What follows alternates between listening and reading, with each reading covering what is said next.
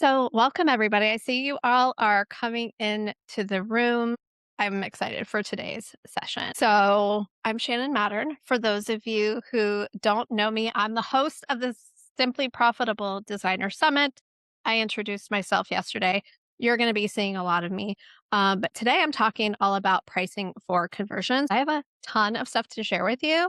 And I haven't shared this level of detail about this outside of the Web Designer Academy. And I know some of you have seen me speak on this in other areas. So grab a pen and paper, get ready to take notes because you're going to school today, all about pricing for conversion. But before we dive into that, like I said, I'm Shannon Mattern. I am a pricing strategist and a business coach for women web designers who want to stop undercharging, over delivering, and overworking and build simpler, more profitable businesses. If you're not a woman web designer, it's okay. You are still in the right place.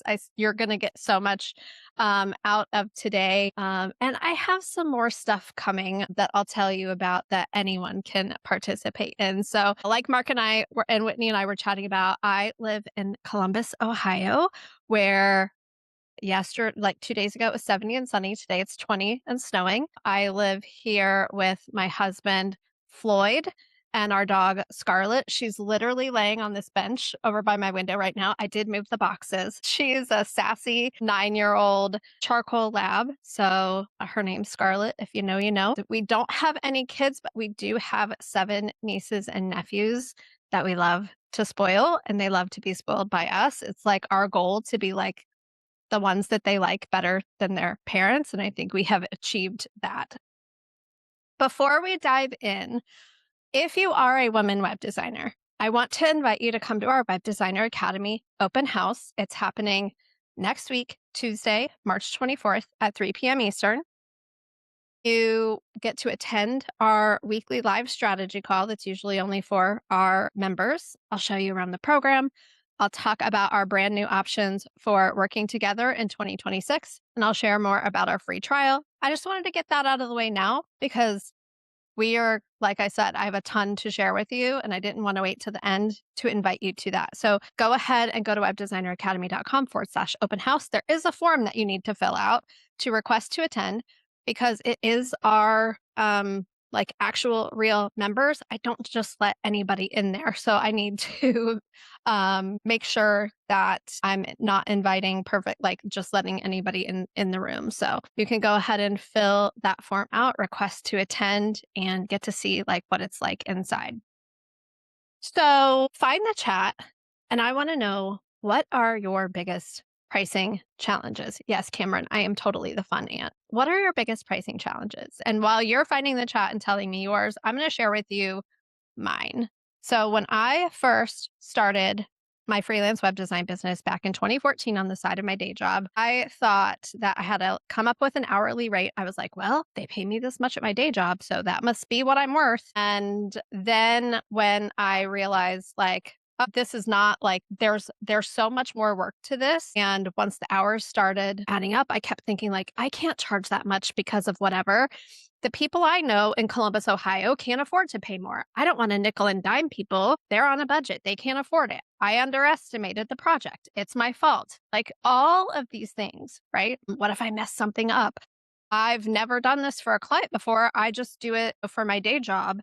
And so I just had all of these thoughts about why I couldn't charge that much. And so y'all are sharing in the chat sounding too expensive. Jeff's like figuring out my tiers, staying out of my client's wallet, not packing in a whole load of deliverables because I'm worried about value and also worrying about accessibility. So that's like one of those things where like, if I'm not perfect, then it's not worth that. Like it's not worth it. Or what if I mess something up?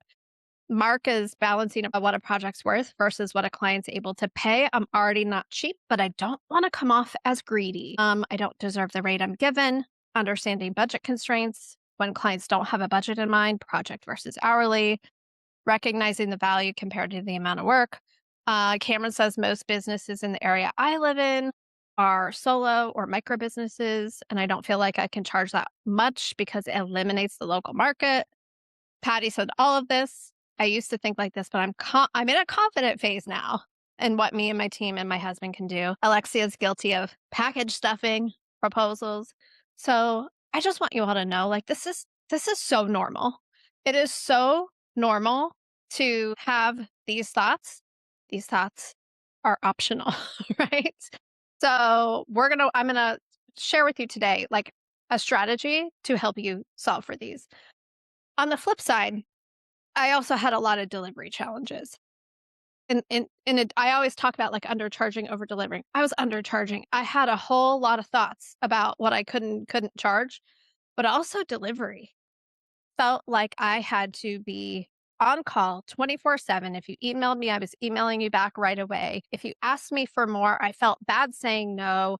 If you delayed the project, I was just like, okay, well, it's your project. I'm on your timeline. Never wanting to upset a client, have them not happy with me. I wanted to make sure that they liked me so that they would refer me, even though I was undercharging. A lot of perfectionism, like, I have to get this perfectly right. Sometimes not even for them. Sometimes they wanted me to do things that were like, I didn't think looked good. And I was like, I didn't like it, you know? But I was like, I had this perfectionism thing, saving the day. Who here loves to swoop in and save the day for a client who's having like big tech challenges? You like to like be the hero.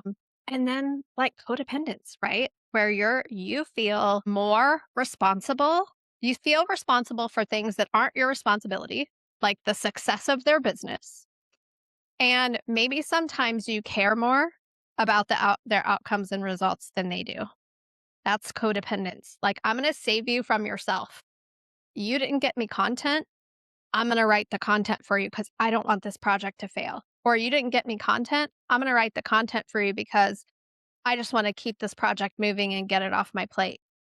Taking responsibility for things that aren't yours, over delivering, being in the name of good customer service, right? Because Emily's like, you mean that's not what I'm supposed to do? So we try to solve these problems. Like, we try to solve the problem of undercharging by getting better, right? I'm going to get more skills. I'm going to add more stuff into my packages. I try to solve the problem of making more money by just undercharging, but packing in the clients. Like, I don't feel comfortable charging that much. So let me see how many clients I can get at the price that I do feel comfortable charging, right? And that's why I created the package matrix strategy that I'm going to share with you today, because I kept seeing, well, one, myself, but I also kept seeing other super smart, creative, capable, brilliant professionals doing incredible work at bargain basement prices and taking on responsibility that wasn't theirs. And so the solution to making the money you really want to be making is to charge more. And I know that that is a challenge of so many of you because of all of the thoughts that we talked about at the beginning, but also one of your biggest opportunities to make the money that you really want to make and have the business that you really want to have is to stop providing first class levels of service at bargain basement economy prices. So imagine if you didn't increase your prices at all, you just stopped over delivering. How much more time would you have? How much more capacity would you have? How much more happiness would you have if you didn't feel like you were on the hook for everything? It's like, so Patty said I did 3 blog posts for a client so that they could visualize how they would look. And then they thought I would do blog posts for them. Like, this is what I'm talking about, right? So if you could even create more capacity with your time, what could that look like for you? So the solution on the revenue side is to charge more and also to stop providing first class levels of service at economy prices and to set boundaries. There's a huge opportunity for you to set some boundaries and expectations around how you will deliver services in a way that creates more capacity and leverage for you. So, how do we solve this? By using the right pricing strategy for your business model. So there are 2 pricing models that exist. You may have heard Jason Gracia's presentation yesterday on Million Dollar Website. He does a cost-based pricing model, right? He is selling a high volume of a productized service, and he doesn't need to charge as much because he is just like he said yesterday, like, oh, I'm churning out, like, it takes us 4 hours to deliver, right? So he can charge less than if you are a putting your hands on the service. And so if you are using a cost-based pricing model, but you are actually putting you're implementing the service for people, you're using the wrong pricing model and you need to switch to value-based pricing.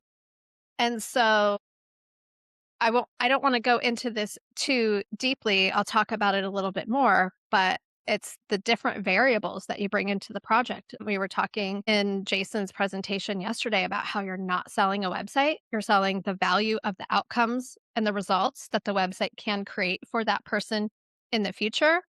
And so that's the shift. That is the shift that you must make in order to not only charge profitably, but also run your business sustainably and not over deliver for your client.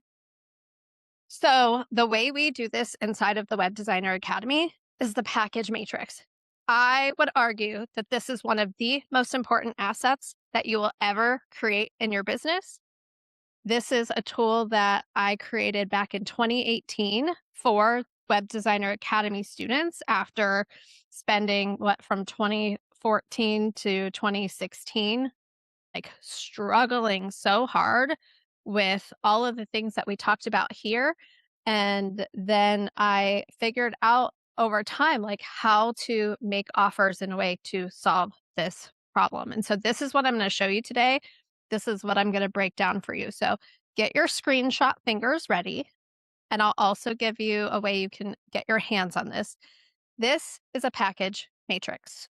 Okay. I'm going to walk you through what this is and why it works and how it works and the behavioral economics and sales psychology, pricing psychology behind this.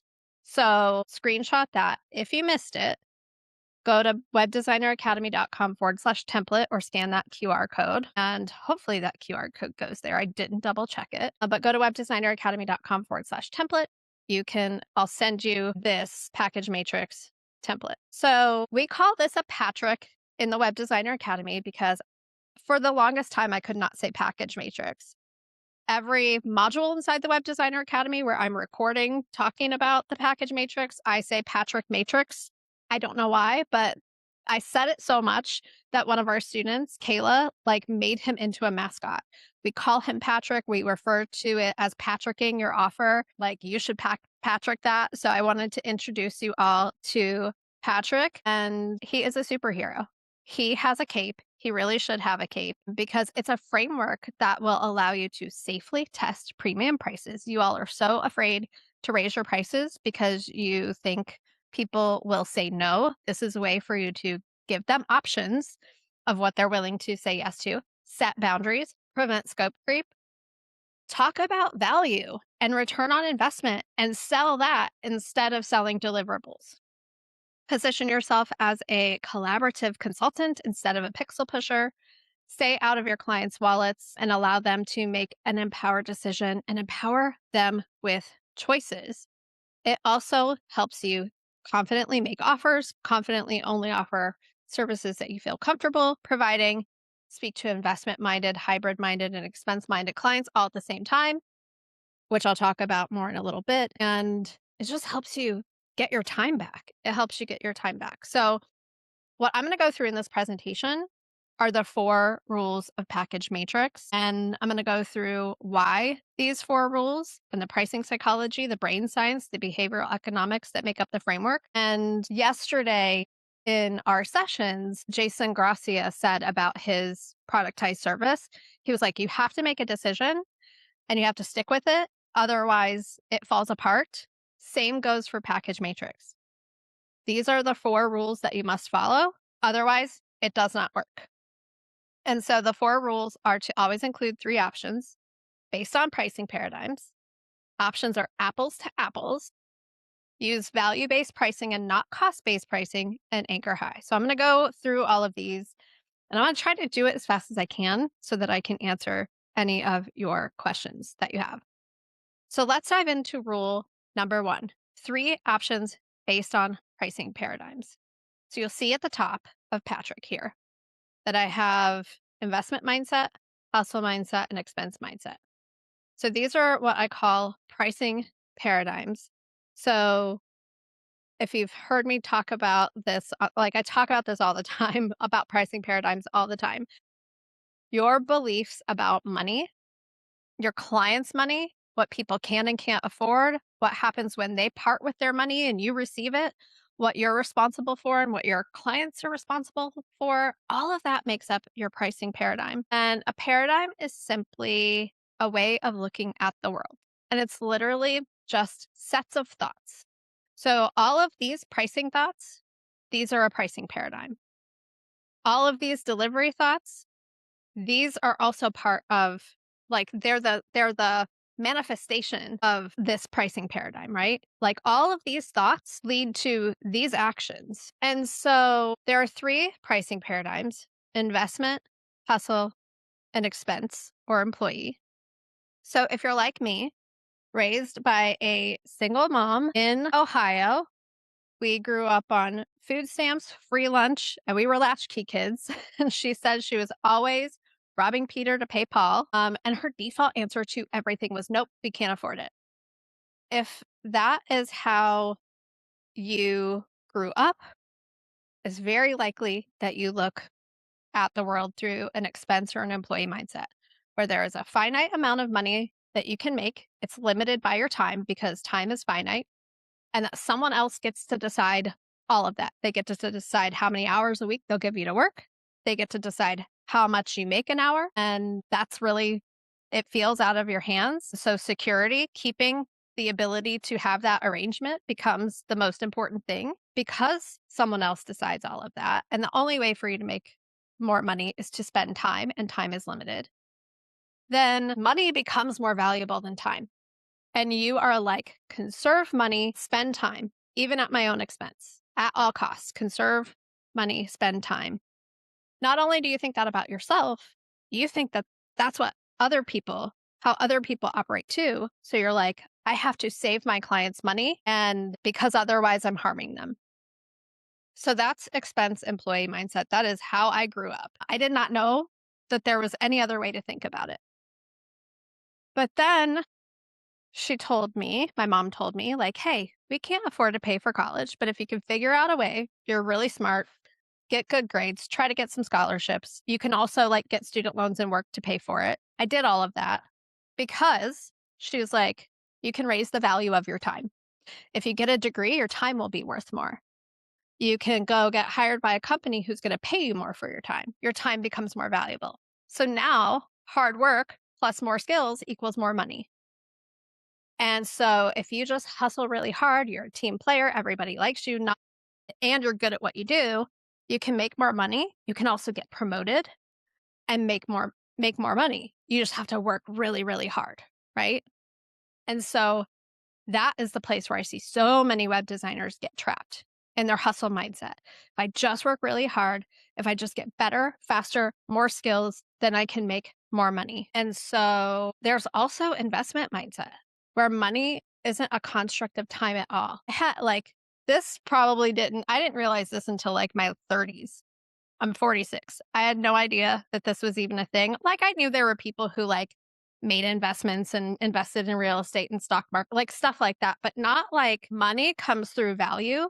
People will exchange money for things that they value more than money. Me parting with this money today will help me create more money in the future. And it's worth it to me to part with this money today to get these outcomes and results that I want in the future. My time is more valuable than money. My time is better spent elsewhere. And so when you're investment minded, you're thinking, I offer something that can help people create more. I'm not taking something from them and leaving them with less, right? So let me know in the chat which one of these you most identify with. I grew up this way. I spent my adulthood this way, and I had to intentionally cultivate this as a business owner. This is not my default. I bounce back and forth between these in my business a lot. I have to intentionally like get myself back here. And every time I do, business gets easier. Business gets easier for sure. And so, what's important to know about this is that in any sales conversation, there are two pricing paradigms at play: the one that you're bringing into it and the one that your clients operate with. And we all have all three of us, like, in us at any time, any given time. I see that in the chat, like, Deb's like combo of 2 and 3, Shannon's like 2 trying to move to 1. And so it depends, right? It depends on what you value in any given situation. You're walking around making decisions, operating your business based on your default pricing paradigm, which you were unaware of until today, or maybe you've attended another one of my talks and you knew it. But your client also, the person on the other side of your consultation, they also are coming in with their own pricing paradigm. The problem is when you assume you know what theirs is and you're just like, people, like everybody I know is expense mindset because they live where I live, or you don't even realize that any of this exists and you're just pricing through your own lens. And that's only a problem if it's creating unwanted results for you. So I would argue that like a productized service like Jason is like what Jason does, it's targeted for the expense employee mindset, but it's creating wanted results for him, right? Pricing paradigm is only a problem when it's creating unwanted results for you. So, not charging sustainably, not marketing or making offers because the pressure of a high, like the pressure of receiving money is so, the stakes are so high that it's actually safer to not get any clients. I know counterintuitive, but that's how we protect ourselves from harming someone else. It's very subconscious, over delivering, underperforming. So, underperforming would mean like just hold yourself back from saying, it's not underperforming, it's underpromising. That shouldn't be underperforming. It's like, "Ooh, I don't want to even say that I can help you get these results because what if you don't? So, what if I can't get you the results? I don't want to promise something that I can't deliver on, so I'm just going to hedge and like not even talk about how many more clients could you get if we did this? I'm not even going to go there because I'm too afraid because what if it doesn't work out?" This whole summit is about helping you get more confident in the outcomes and results that you create for your clients so that you can feel confident to say to them, like to talk about value-based pricing, right? Enabling the people that you want to help to stay stuck. That's a hard one. That's a hard one. So, your nervous system, which is actually running the show, is doing its job. It's protecting you when you have beliefs that create unwanted results. Your nervous system, your subconscious, it's running the show and it's taking its instructions from your pricing paradigm. It wants to protect you. Its job is to protect you. So you have to intentionally deconstruct your pricing paradigm if it's creating unwanted results for you and rebuild it to create wanted results for you, which would be pricing such that you meet your own revenue goals and needs, marketing and making offers, delivering in a way that is sustainable for you. I don't know how many web designers I talk to that are like, I'm so burnt out. I said yes to everything that came my way because I was so afraid nothing else was going to come. And now I can't do it. Like I let the ball drop on some projects. I like this client ran me ragged. I don't want to do this anymore. I'm just going to shut this down and go sell templates. So you want to create wanted results of a sustainable business. So you have to deconstruct your pricing paradigm and rebuild it. And pricing paradigms aren't, so that's on your side, right? These are all of your thoughts to deconstruct your own pricing paradigm and rebuild it.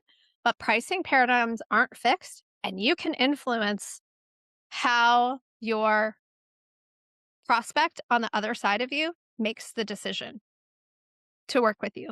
Remember when Melina Palmer yesterday at her session was talking about the behavioral economics behind designing decisions? We've been talking about conversion on like sales pages and websites, but you can design your proposals for conversions too. And that's what a package matrix does.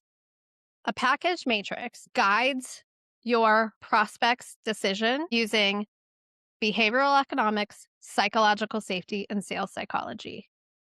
Like all things that you're guiding a ethical decision, not guiding a decision that's not in the client's best interest. I think that that's really important to point out, that you're designing an ethical decision for your client. And so, package matrix helps you create the psychological safety that you need to be able to charge more, but also that your clients need to be able to make a decision in their business, not from a place of pressure. And like I said, you have more influence than you realize.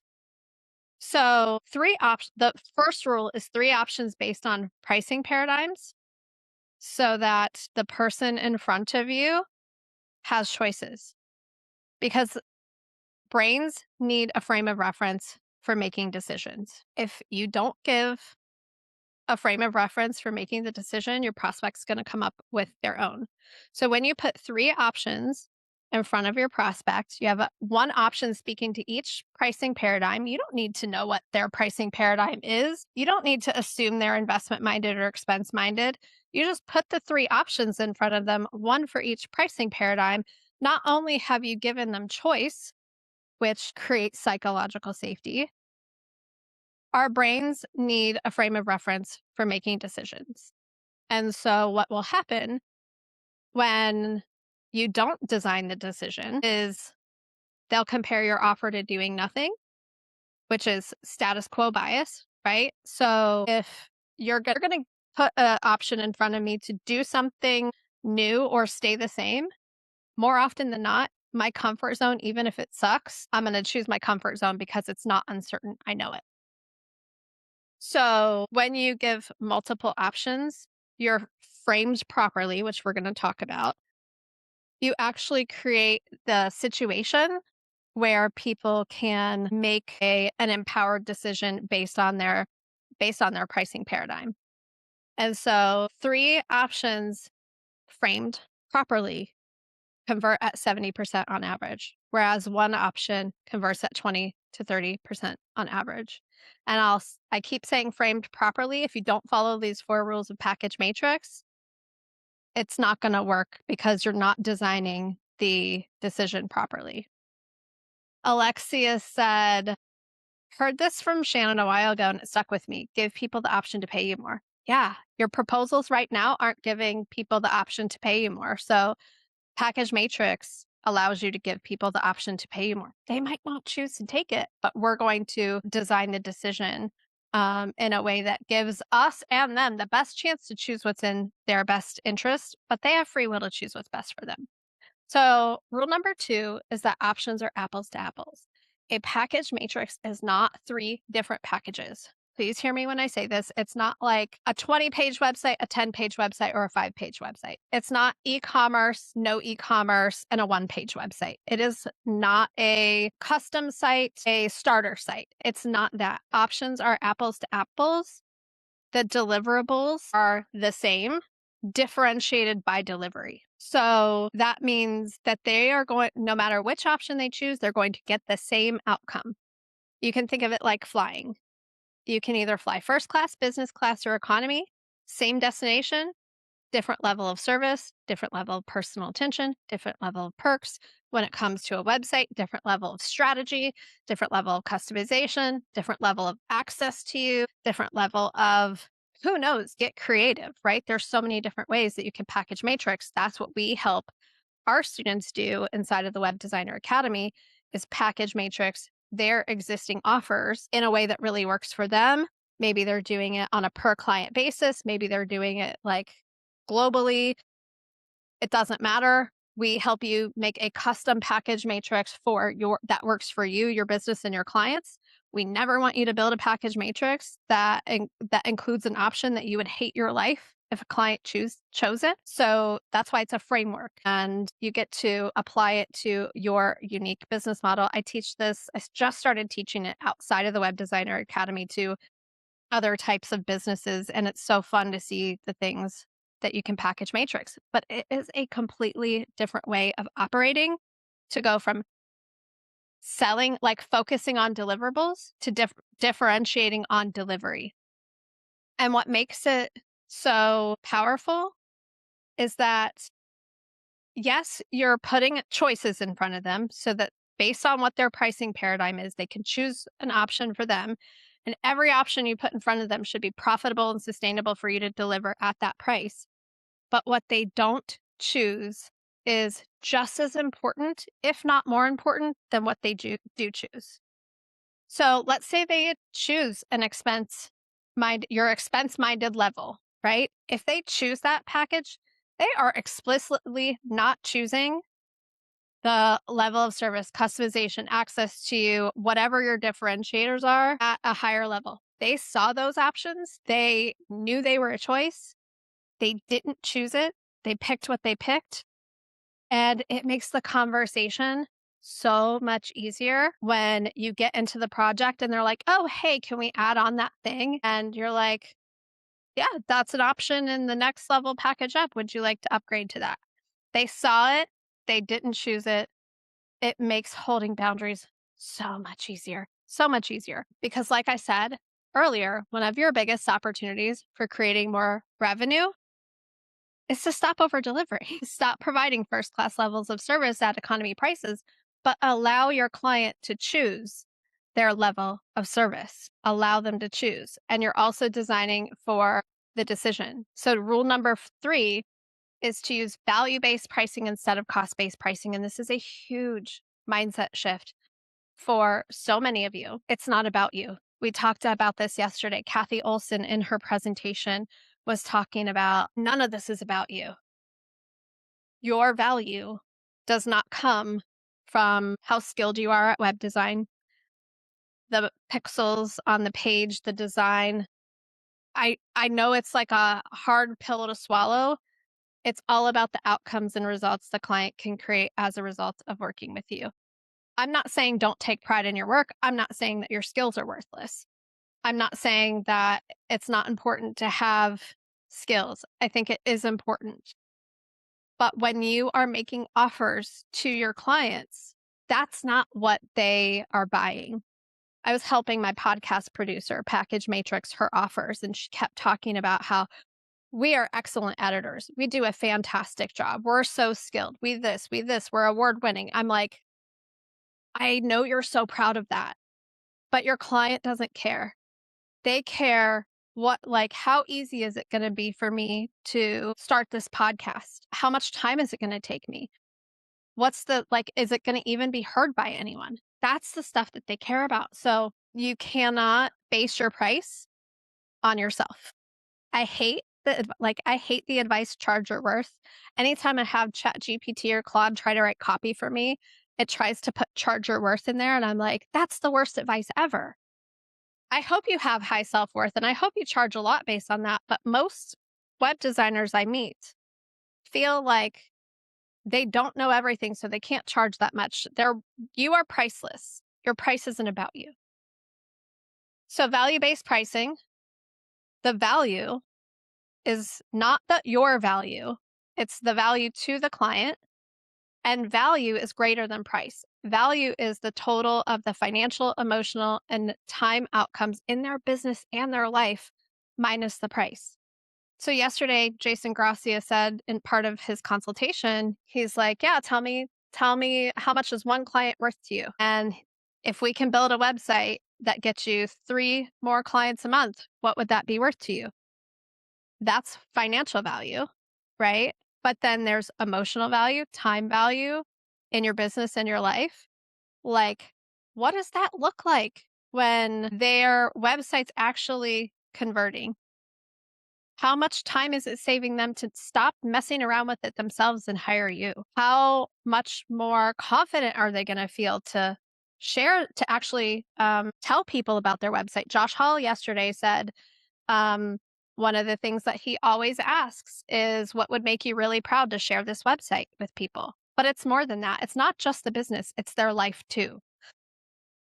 And you have to ask the questions. You have to ask the questions to figure out the value to the client.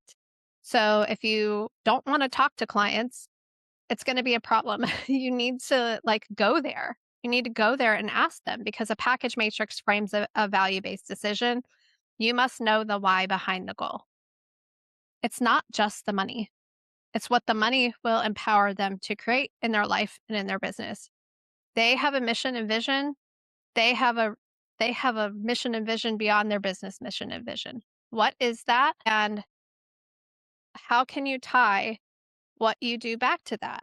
It's important for you to do that because sometimes I was talking to one of our web designer or our next level mastermind students recently, and she's feeling super burnt out and she's really disconnected from why she does her work. And if it's just about you making money, there are easier ways to make money than running your own web design business. Truly. We want to help you make it easier. But when you're really connected with your client's why in a deeper way, it just makes it so much easier to have these sales conversations. So ask the questions you need to ask to be able to stop talking about deliverables and start talking about value. Rule number 4 is to anchor high. So here's some pricing psychology for you. Melina Palmer talked about this yesterday in her session. The first number a person hears becomes the price anchor, and every option they hear after that gets compared to it. That is how our brains are wired. And I don't think I need to tell you all right now in this moment in time, when prices rise, we tend to hoard our resources. Right now, we're in a period of time where gas prices are rising very quickly. And we look at that one key metric and we're like, better hoard, better not spend right now. And it's a primal instinct. It's not just like a money mindset thing, it's like a primal instinct. When resources feel like they're going to be scarce, we hoard and we press pause and we hold off. And so, very inadvertently, you can, I hate, like, trigger is the wrong word, but you can prime that hoarding response in your client. So if one of the first questions you ask people is what their budget is for a project, you just set a low anchor and you just primed an expense-minded decision. You talked about money before you talked about value. If you have starting at prices listed on your website, you probably have a very good reason why you do that for yourself. On the surface, you're like, I don't want to talk to anybody who can't afford to work with me. You're setting up an expense minded, cost based decision from the jump. You're unintentionally setting low price anchors and speaking to expense mindset when you lead with budget, starting at prices, price ranges that go low to high. It feels vulnerable to stop doing that because what we're most afraid of is getting someone on a consultation call, putting an offer in front of them and having them be like, how dare you charge me that much? I demand to see your portfolio. Who do you think you are? This other person over here is charging 5 times less than you are. And then you're like, oh, I'm going to have to defend myself. Package matrix changes the entire conversation completely so that you're not even playing on the same field as everybody else. You're not having the same conversation. You're not having the same consultation. There's a whole process around package matrix of how you actually present that to your client and how you lead them through and what questions you ask in the consultation, what you say on the consultation call, how and when you present the package matrix to them, how you tie it back to what they value and the outcomes and results that they want. So when you have starting out in budget and ranges, you unintentionally set a low anchor and you speak to expense mindset. So if the first number becomes the anchor, I don't want to anchor low and prime an expense minded decision. I want to anchor high. If the first number seen, heard, or said becomes the anchor, then let's anchor high. Let's anchor high in the value of the outcomes that this specific client could get as a result of working with you. That could be financial, that could be other stuff, right? Jason Gracia yesterday gave you an example of anchoring. He asked the client, what's one client worth to you? Multiply that by 3, set a high anchor. The way we do it is with our package matrix. When you speak to the investment minded package first, you go through the investment minded package first. You say, it's perfect for you if you value these things and these outcomes and results. And I'm going to say the high number. And then I'm going to go to the next package and I'm going to say a lower number. and then I'm going to say a lower number. Instead of mimicking the experience of prices rising, which equals less sales at lower prices, I'm going to anchor high and prices are going to decrease. And value doesn't decrease. It's just, am I spending my time or my money? What do I want to contribute to this project? What's the opportunity cost for me? It's a whole different way of thinking about proposals, pricing, and making offers. Melina Palmer, this I love this book. I think Kathy Olson said it in her presentation yesterday. She goes, "Have you ever learned a concept that makes you just feel so validated?" And we've been teaching Package Matrix since 2018. And I met Melina. Well, I pitched her to speak at the summit this year because I asked one of our Web Designer Academy students, I was like, who should I invite to speak at Conversion Fest? And she was like, oh, the host of the Brainy Business podcast, Melina Palmer. Listened to her podcast, bought her book, and I was like, she's a behavioral economist, like a, I don't know, PhD level behavioral economist. And she talked about the concept of the wingman and how when you anchor high, you're designing the decision and you're positioning the mid-level as the best offer. You're preventing sticker shock. My favorite thing that happens though in the Web Designer Academy, this happens all the time, is we teach people to package matrix their offers. We're like, just trust the process. I know it sounds crazy, that you could actually charge $15,000 for this web design project that you've been charging $5,000 for. You've been providing private jet levels of service at Southwest prices. And so if you package matrix that and you shift the value off of yourself and off of the deliverables and onto the opportunity cost to the client, you paint the picture of value, you anchor high, all of those things, and then you present these options in this order, you will be shocked at how many people will choose your high end offer. And that's when I know that they price their high end offer too low because they're like, I just sold my highest price offer. And I'm like, that's amazing. And that tells me that you can move this to here and go even higher there. But it's another mindset shift, right? What Melina calls wingman. This is the one that's like, "Hey, did you guys watch How I Met Your Mother? Hey, have you met Ted?" Right? When Barney's like introducing Ted to all the girls. Like Barney's the shiny, exciting one, right? But this is Ted. This is the nice guy. But some people like Barney, you know? Some people like him.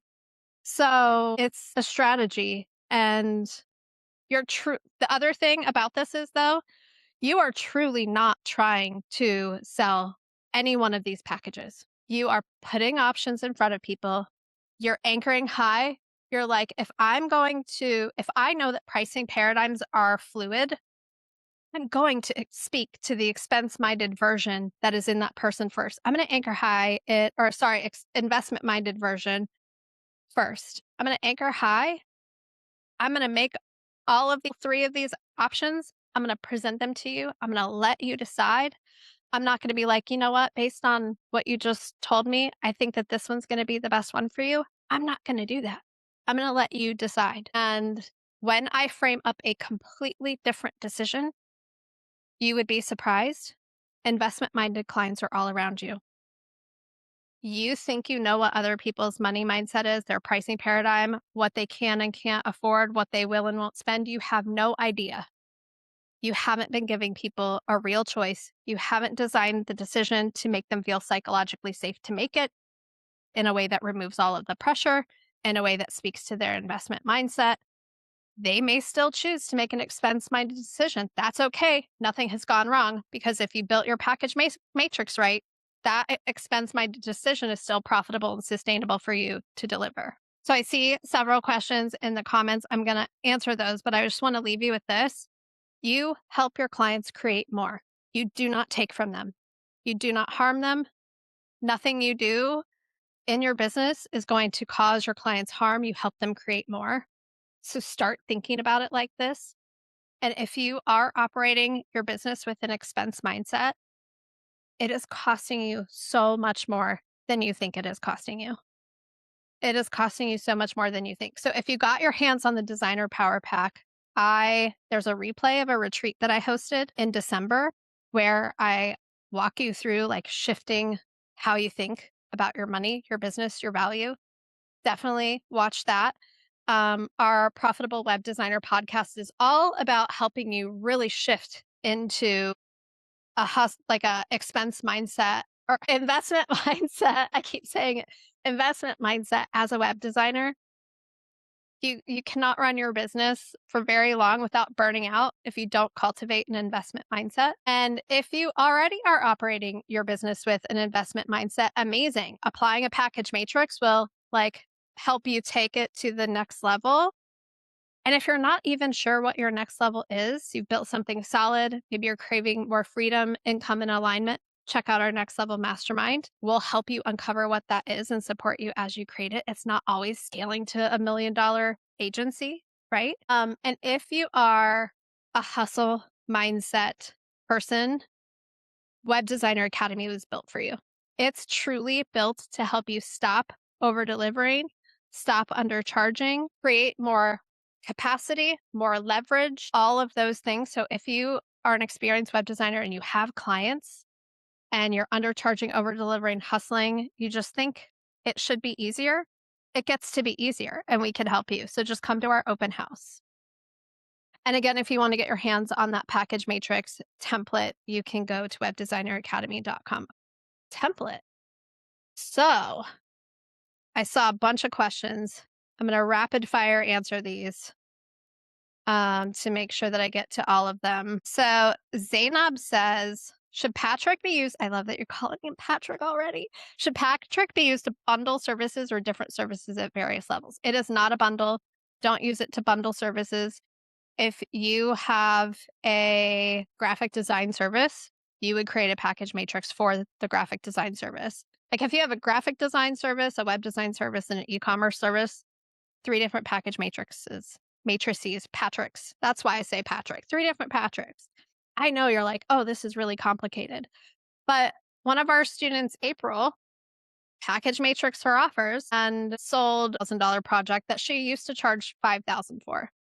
I think it's worth a few hours of your time to package matrix an offer if it's going to triple your prices. And that's just one example of many examples we have of Web Designer Academy students that have patricked their offers. So I helped, she's not in the Web Designer Academy, she's a business coach, but I helped her make a package matrix 9 grid, we called it, because she's like, well, I have 3 different avatars that I work with. And I'm like, your package matrix is not for 3 different avatars. It's for 3 different pricing paradigms. So if you have an avatar that $1 million businesses, $100,000 businesses, and under $100,000 businesses, and you offer different services for each of those would be 3 different Patricks. Mark says, I've been struggling to find ways to Patrick for certain quotes for websites because they are so small on deliverables. Do you ever find that some projects don't need a Patrick and some just need quotes? So I am always of the opinion that like if it's package matrix sets boundaries. So what are the challenges? It sets boundaries and it allows the client to make a different decision.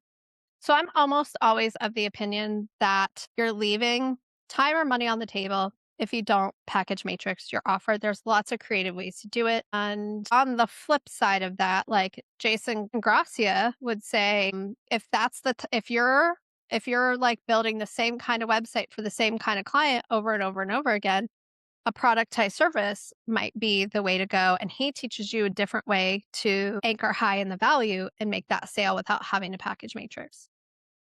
So the answer is it depends. And there's no one size fits all advice. So if you feel like, I would say trust yourself, Mark, to if you're like, I can't think of a good way to package matrix this, just, and try it without, see what happens.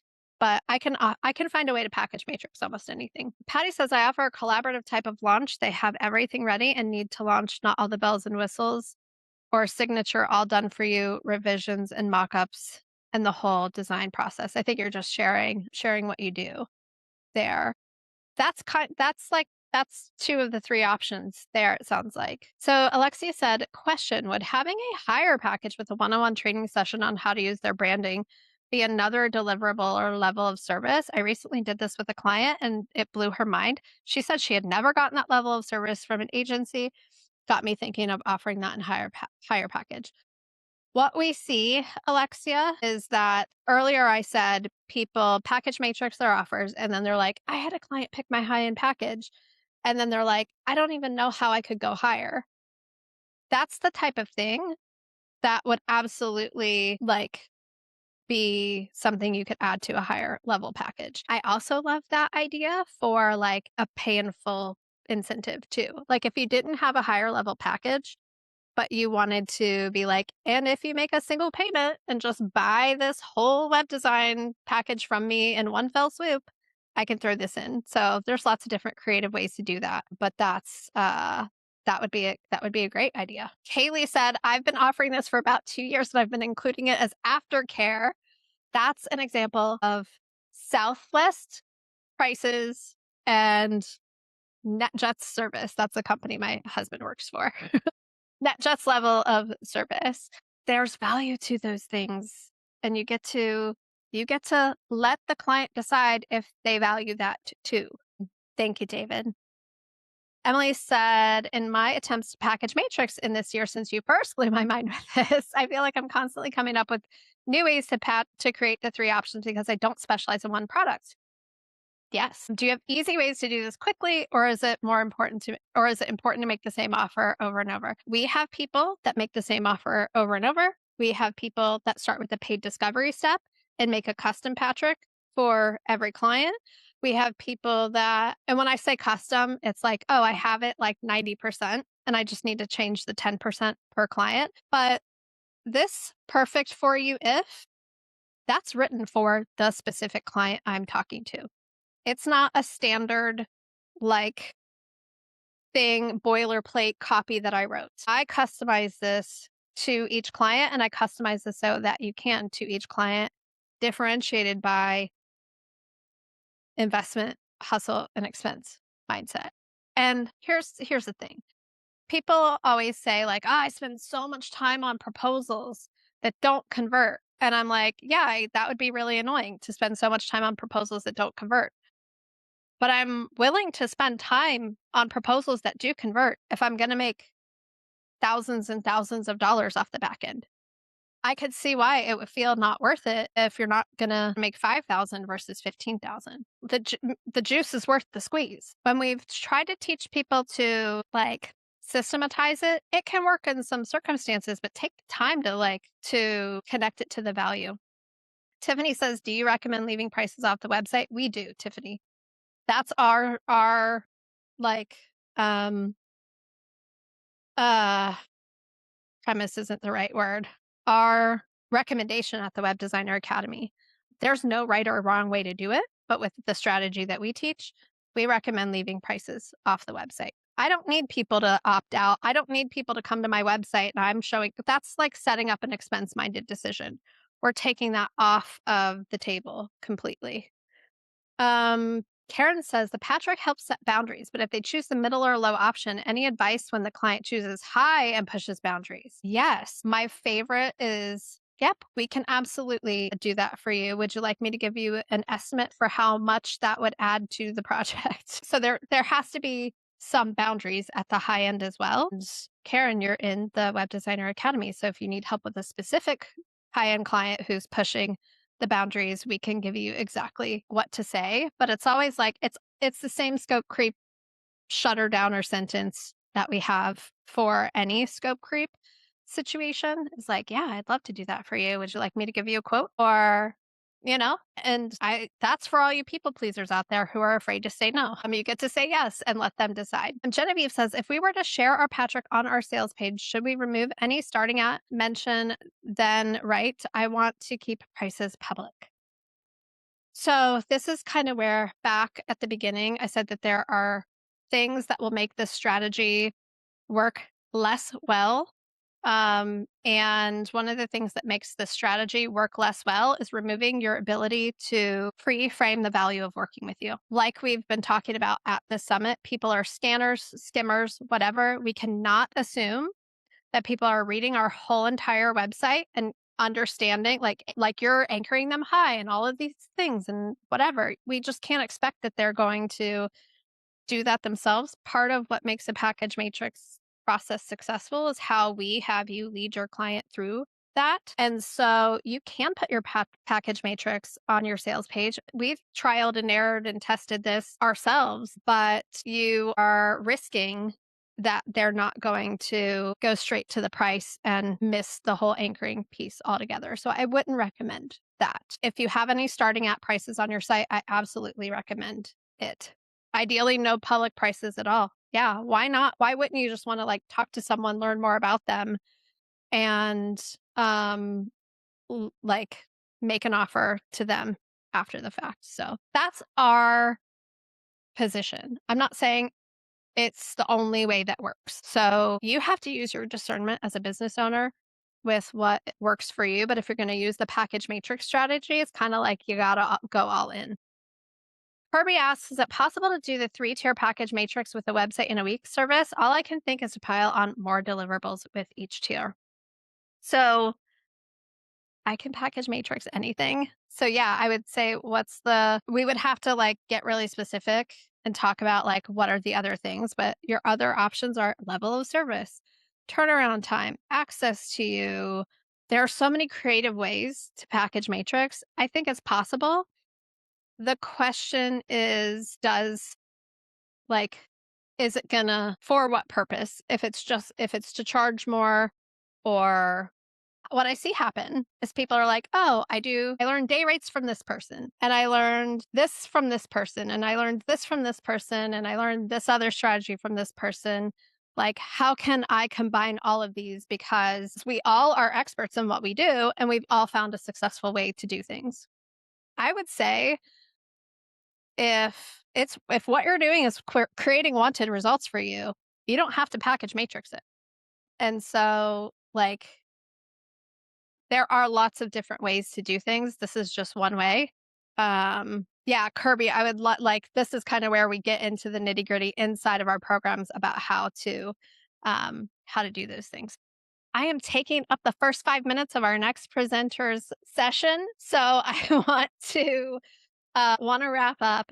Great questions. You can ask me more in the community this week. And if you're a woman web designer who wants to learn more, we just scratched the surface. Package Matrix is one piece of everything that we do in the Web Designer Academy to help you stop undercharging, over delivering, overworking, package stuffing, all of the things. So come to the open house, come check us out, and I'll give you a tour. So thank you all so much. I got a jet too. And I will see you guys in the summit sessions today. Thank you all. Bye, everyone. My Zoom end button. I covered it up. Oh, there we go. All right. Bye, everyone.